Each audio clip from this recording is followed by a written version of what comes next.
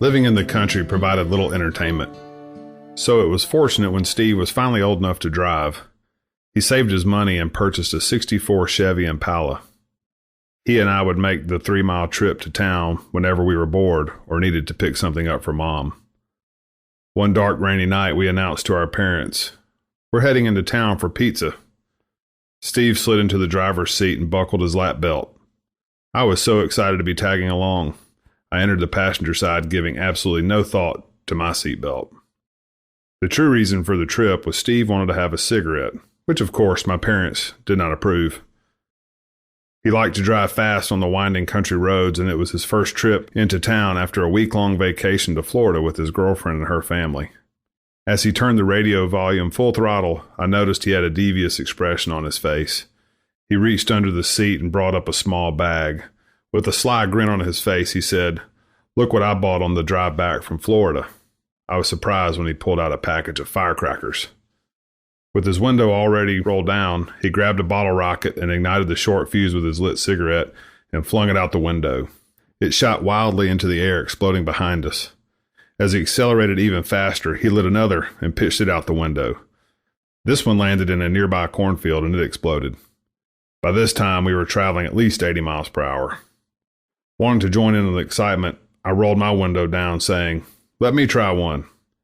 Steve held out his cigarette, igniting the fuse, and when I tossed the lit bottle rocket through my window, the wind caught it and whirled it back into the car, landing under the back seat.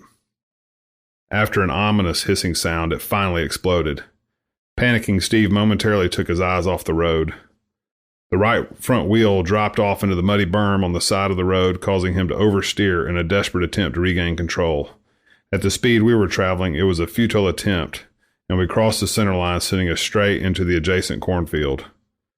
Crossing the road, I can remember closing my eyes and feeling nauseated. Shock quickly took over, but my senses were vivid. I felt the car rocking and rolling, and heard the crunching of metal and the popping sound of shattering glass. It felt like an eternity as my body moved through the interior of the car. The car rolled twice and came to an abrupt stop upside down in the field. Steve suspended by his seatbelt, and I in the back window, the car still running and the radio blaring a Led Zeppelin tune. The overpowering odor of leaking gasoline filled the car, and I intuitively yelled, "Turn off the engine!" The doors were jammed shut, and the only thing that saved us was a narrow escape through the open window on the passenger side. Regaining our senses and realizing we were all right, we decided I would stay with the car. Somehow the headlights were still on, their light guiding Steve towards the road. He walked to the nearest farmhouse about a quarter-mile away and called Dad. When he returned, he shared the details of his quickly concocted story. He said, "Dad's coming to get us. I told him that a deer ran out in front of us and I lost control." I offered no protest at the made-up story. When Dad came, I let Steve do all the talking. Sustaining only minor cuts and bruises, we stayed home the next day. Upon returning to school, several classmates told us that as the school bus passed our upside-down car in the cornfield that next morning, everyone thought we were seriously injured, or worse. We kept the secret for many years and were sure of our dad's suspicions that there was indeed more to the story. Steve later shared with me that he experienced a recurring dream in which I didn't survive the accident. He said, "I thought I had killed you."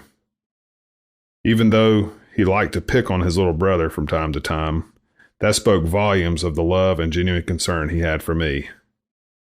Several decades later, he told me that he finally recanted the story and told Dad what had actually happened that night.